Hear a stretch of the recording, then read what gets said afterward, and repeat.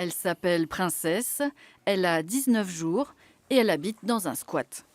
Juste avant sa naissance, ses parents dormaient dans la rue à Marseille. Aujourd'hui, ils ont une chambre dans cette bâtisse ouverte aux migrants. 5 naissances ont eu lieu depuis le 18 décembre, date d'occupation des lieux. Une cinquantaine de bébés habitent ici, une vraie pouponnière. On est très bien ici. On prie pour que ça dure le plus longtemps possible parce qu'il y a encore beaucoup de gens qui dorment dehors. Des femmes enceintes, avec des bébés, c'est pas facile du tout. On l'appelle le squat Saint-Just ou alors la maison occupée. Ancienne maison de retraite pour religieux, ce bâtiment appartient au diocèse de Marseille.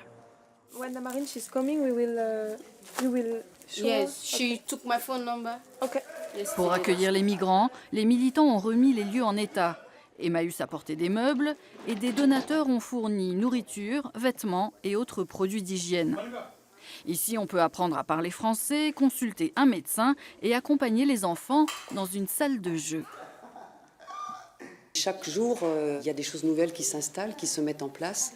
Et ça, c'est la convergence de toutes les solidarités. Et je pense que toute cette manifestation dans un lieu qui est accueillant et bienveillant, ça doit renvoyer une image aussi forte pour les gens qui sont accueillis. Pendant leur périple entre la Côte d'Ivoire et la France, Ange et Adama ont dormi partout, même dans le désert. Ils ont été prisonniers pendant 6 mois en Libye. À Marseille, ils ont dormi dehors avec leur fille. C'est pas facile de se retrouver dehors, quoi. C'est même pas du tout facile. C'est la misère, quoi. Je m'attendais pas à ça. J'ai pas pensé que c'était comme ça ici, quoi. Je me sens toujours pas libre. J'ai l'impression que je suis toujours en prison. J'ai pas trop la liberté, quoi. Tant que je suis pas prise en charge par le gouvernement, je serai pas libre dans la tête, quoi. Sur les 220 migrants du squat, 80 sont des mineurs non accompagnés, autrement dit des adolescents. Ils ne dorment pas dans une grande chambre comme les familles, mais dans des dortoirs. Et comme tous les adolescents, ils se demandent ce qu'ils feront plus tard. J'aime vraiment d'aller à l'école. Comme dans ma chambre, il y a un jeune là-bas, il part à l'école.